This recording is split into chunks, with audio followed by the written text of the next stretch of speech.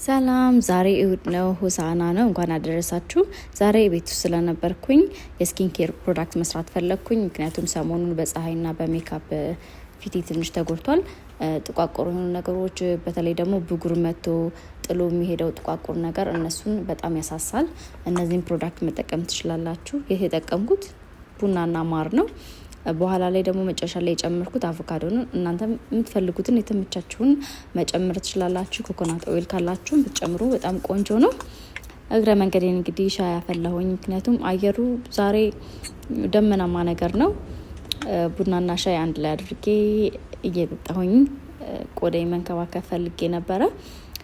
አቮካዶ ደግሞ ትንሽ አቮካዶ ስለነበረ ግማሹን ስናክ ላረገው ፈለኩኝ።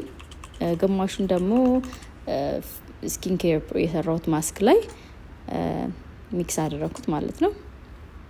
እስኪወፍር ድረስ በደንብ ነው ያዋሃድኩት። በነገራችን ላይ ድምጼ በደንብ ማይሰማ ከሆነ ዝናብ እየዘነበ ስለሆነ ነው። በጣም የምወደው የፊት ማስክ ነው። እናንተም ሞክሩት። በጣም ቀላል ነው።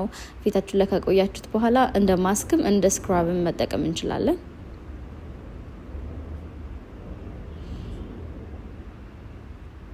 በቁርስና በምሳ መካከል ላይ ስለነበረ ትንሽ እርቦኝ ነበረ። ስናክ አድርጌ በላው ጠጣሁኝ።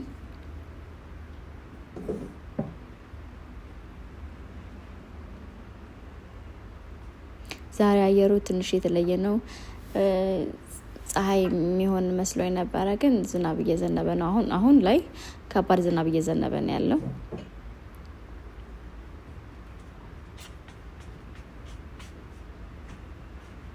አንድ 30-40 ደቂቃ ፊቴ ላይ ካቆየሁት በኋላ ፊቴ ለመታጠብ ፈለኩኝ ምክንያቱም በቂ ጊዜ አልነበረኝም። ሌላ የምሰራውም ስራ ስለነበረ ቶሎ እንትን ማለት ፈለኩኝ። ጠዋት ላይ ደግሞ ሁሉ ጊዜ ቫይታሚን ወስዳለሁኝ። ጠዋት ቁርሴን ከበላ በኋላ ቫይታሚን ረስቼ ስለነበረ ከሚቀር ትንሽ አርፍጄም ቢሆን ያው ቫይታሚን ስለሆነ ቫይታሚንን ወሰድኩኝ። ፊቴን ታጥቤ ከመጣው በኋላ ሃይድሬቲንግ የብሉቤሪ ማስክ አደረኩኝ። ይሄንን ማስክ ማግኘት የምትችሉ ሰዎች ካላችሁ ተጠቀሙት። ሽታው በጣም ደስ ይላል። ለቆዳችን ደግሞ በጣም ጠቃሚ ነው።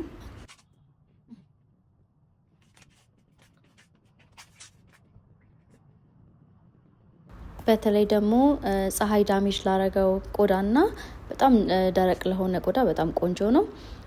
ከዚህ በመቀጠል ደግሞ ይሄ ስክራብ ነው፣ የቦዲ ስክራብ ነው። ይሄ ደግሞ በጣም የምወደው ነው። ሰውነታችሁን ስክራብ ማድረግ ከፈለጋችሁም ለመታጠብ ይሄ በጣም አሪፍ ነው፣ ተጠቀሙት። እንግዲህ እንደምታዩት ዝናቡ እየዘነበ ነው። እስካሁን ይሄን ይመስል ነበር። በሌላ ቪዲዮ እስከምንገናኝ ሲያ